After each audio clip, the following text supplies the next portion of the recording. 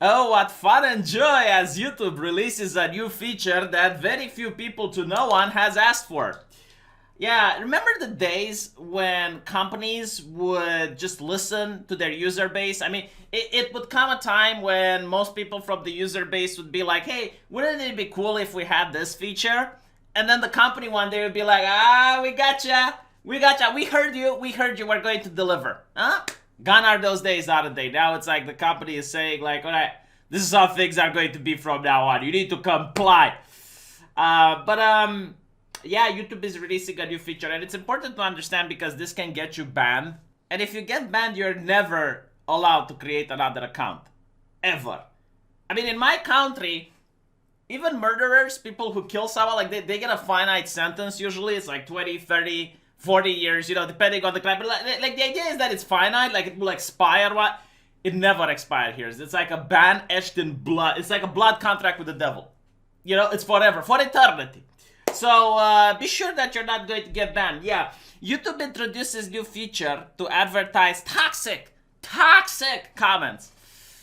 Literally, every single time I see YouTube updating their TOS, I'm like, oh god, what did they do now? Like what are they demanding now? I actually spoke that out loud. The last time they updated their TOS, they said that they're going to now monetize channels that aren't in the partner program. So, people who don't want ads on their channels, they might still get ads anyway. A lot of people were saying that, well, this is so that they can demonetize problematic people like Crowder, for instance, but still run ads on his channel and not allow Crowder to get some of that money. Now, I don't think it's literally like that, although it can be the case. What I do think is that there are old channels on YouTube which have videos with millions of views and they're still generating a lot of traffic, but their creators have long moved on. Like they're not, doing any more videos. Kind of like my old creator, Miss Hannah Minks. 皆さん、皆さん、こんにちは。 Yeah, so you have people like her, and she's got a channel. She's still getting a lot of traffic, and like YouTube wants to run ads on. Like the only problem that it is, besides the model thing, it's like, look, YouTube, if you did this from day one, your website wouldn't be as popular as it is now.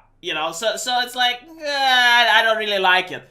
But my private company can do whatever it wants. The only problem that I have with this is that when YouTube actually runs ads automatically on a video, they go wild with it. Like on a 20-minute video, for example, they can put like 6 or 8 ads on it. This is like the automated system. I don't know why it's so broken right now, but it made one of my Weeks and Stupid unwatchable because it got some copyright material, and by the time I contested it, I didn't have any access to go through the monetization, and they had like 7 or 8 ads. It was like an ad every 2 or 3 minutes. It was insane. And if they keep doing this, like if you're going to get bombarded with advertisements wherever you go, people are going to install adblock. Like most people are okay with supporting their content creator watching an ad once per 10-minute video. Twice is already pushing it. But the main issue here is that if people are going to just be bombarded with ads to an unreasonable degree, they're just going to install adblock. Like YouTube will lose money over this if they do this. And furthermore, if they also do this maliciously, like let's say the case of Steven Crowder when he got demonetized, if they were to just put ads on his channel anyway, like they will say with one hand, it's like, oh, well, his content is too problematic for the website. But on the other way, it's like, well, we're still putting ads but not giving him the money. Then again, people will just support their creator and install adblock. But then again, what do I know? I mean, I don't have the analytic data. All I know is that when I watched a couple of videos recently, I saw so many ads on them to the point where I was like, I just can't take this anymore. It's very annoying. Now, they're going after the comments. Now here's the thing with the comments, all right? Back in 2016, all of the websites on the internet, with very few exceptions, had comment sections. And comment sections were fun, right? Like they created engagement, they created a lot of entertainment, and they also created like loyal fans to a specific website, like for example, The Guardian, because they like the community from The Guardian. Like, they liked interacting with people. Now, comments also bring not only traffic, but they bring more money to a website. Because what ends up happening is that, let's say you go to the comment section and you say something, and then someone responds to you. Well, when you go back to the comment section again to respond back, you get to click twice on that article. So if you have like a long conversation with someone on the comment section, you just keep clicking and clicking and clicking and just watching those ads, and you're bringing more traffic to the website than you otherwise would. So any person that disables the comments is a moron, in my opinion. Like, it's a person that doesn't know how to do business. It's really bad for business. And the journalists from almost all of the Western websites have disabled the comment section. Why? Because there was a study that showed people are more likely to be influenced by the comments rather than the editorial in the publication. So they use the excuse of, well, you know, like, people are too toxic in the comment section, so we can't moderate it, which is absolute bullshit. You could literally just hire a couple of moderators to do the job, right? That wasn't the purpose. The purpose was that people were swayed by the comments, because like you would have an article that would talk about how YouTube is a radicalization machine, and someone would post the evidence on the contrary and go like, no, it's not. I mean, look, YouTube has like a lot of communists over there. What the fuck are you talking about? You know, it's like, look at the people that you're considered far right. Look how few subscribers they have on their channel compared to other channels, right? So like, you would bring context to the news, and people would be more influenced by what they read in the comments. So since then, there was a little war on the internet against the evil comment sections, which are very problematic. And now it seems that YouTube is starting to get into it as well, but they're not outright banning them. They're doing their best, from my personal experience, to hide the comment section, all right?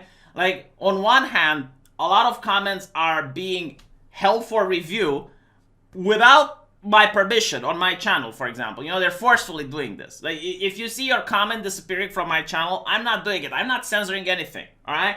I like my engagement. I like people engaging with the channel. So if you see your comment go away, it's through the magic of YouTube that it has been removed. It's none of my doing. The second thing is, like, when I use YouTube on my phone, it used to be like you would see the video and right under was the comments. Now you have to click on a separate place in order to go to the comments and find the comments. So, like, I'm genuinely seeing, like, this attempt to hide the comment section. To like, okay, they don't want to get rid of it, but they don't want people to see it either. Like, they just want to put it in the back of the bus, basically. So, look, YouTube today announced it's launching a new feature that will push commentators to reconsider their hateful and offensive remarks before posting. They're talking about you. Stop posting hateful and offensive remarks. Not to mention, like, why is it, like, okay, hateful, fine, but, like, offensive? Why shouldn't you post offensive stuff? Like, when I was a kid, all of the popular shows on television were offensive. Again, I hate to just recount it, but, like, Beavis and Butthead, Jackass, MTV as a channel was built on being offensive. Heavy metal was offensive. Like, a lot of stuff that's offensive is fun. In fact, I were to make the case that if something is not offensive, it's not fun. Right? So why is this, like, war on offense all of a sudden? Just because something is offensive doesn't mean it should go away. Don't like it, just ignore the person. My God, do you guys remember that age on the internet where you were allowed to be an asshole? But the problem was that if you were an asshole, then people would just ignore you. And over time, you would be ignored by so many people that you had to change. Like, you realized that if you want to communicate in a society, you had to change. It was a transformative experience for a lot of people. Like, they literally learned how to behave this way because they were tired of seeing people turning their backs.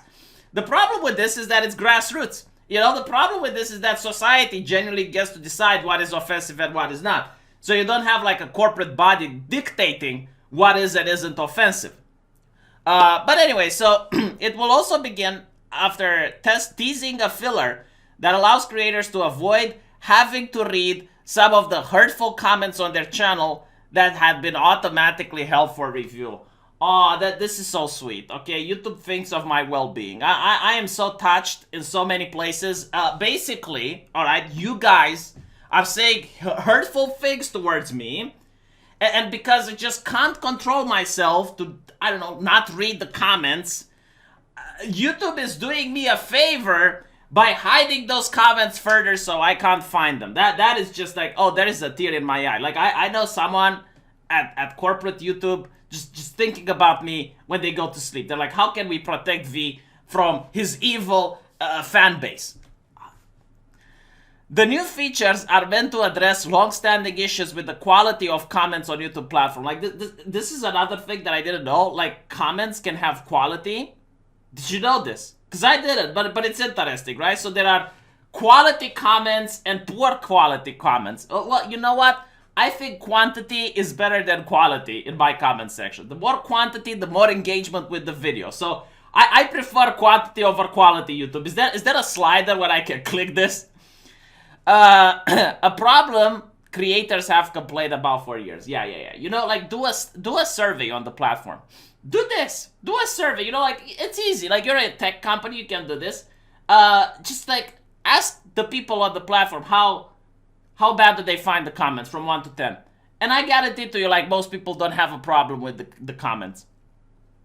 The company said it will also soon run a survey aimed at giving equal opportunity to creators. Oh, so they can run surveys, just not on the important things. Whose data can help the company to better understand how some creators are more disproportionately impacted by online hate and harassment. You know, like, for some people, literally everything can be harassment. Like, I have seen contradicting people in 2020 to be considered harassment. I even seen people using harassment as a shield as they beat others with a sword to death. Like, let me give you an example, right? You have very opinionated people. It's like, this is how we need to change society. This is how we need to do things. And when you say it's like, no, I think you're wrong. You're harassing me. Ban that person. Ban the harasser. You know, isn't it interesting? It's like shield and board from an RPG. It's like, they attack, and then when someone strikes back, harassment. I mean, you know, like, what do I even say here? It's like, who cares about what I have to say anyway? And you know what's even funnier? Like, you get to see on Twitter and on other social medias, like, campaigns, actual campaigns dedicated to get people fired, right? Like, they will just try to get as many people as possible to go to a private citizen who have opinions they disagree and get them fired. That's not harassment. No, that's active. That's grassroots shit. You know, the problem though is like these rules are never applied equally to everyone, right? So again, if you have people that are speaking the speech and they're part of the aristocracy, the anointed few that get to know a couple of people at YouTube, oh, they can harass away. That's fine. But if you don't know, well, then just like you're a peasant and you need to follow the rules. So, yeah, the new comment feature rolling out today is a significant change for YouTube. The feature appears when users are about to post something offensive in a video's comment section and warns them to keep comments respectful. You know, look, you need to follow YouTube's lines, alright? Just do what YouTube tells you. But I give you permission to be offensive towards me, alright? Like, you have my written permission. Like, I will not be upset. Now, you need to follow what the platform tells you to operate on it. But towards me, I allow it. I allow it to call me names, to be a meanie towards me, to do anything you want. Because, like, I have this supernatural ability called take it. I can take it. You know, as long as you keep it online. Like, if you start moving it towards real life, you know, and let's say you start harassing my family members or... you know, trying to call my place of work or the place where I send my kid to school. Okay, no, that's not okay, right? Like, that is crossing a line. But, like, on the internet, just in this space, you can do it. You can insult me. I'm fine with that. Holy shit. The feature appears when users are about to post something offensive in a video comment section and warns them to keep it safe and respectful. And you need to check the company guidelines in order to make sure that it's appropriate. The pop-up nudges user to click the edit button.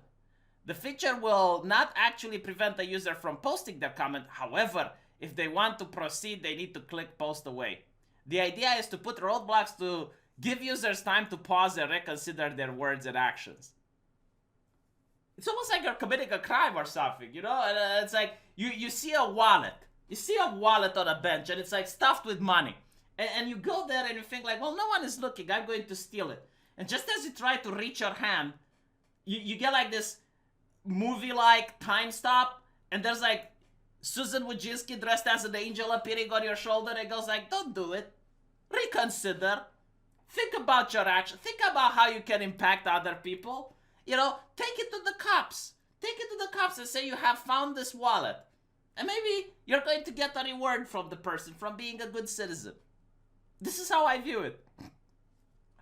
But all in all, like, this is what you need to know, right? Like, if you want to use this platform and not be a violator, well, now you need to be careful about what you comment. You know, I'm just bringing you the terms of service because I'm pretty sure you haven't read them.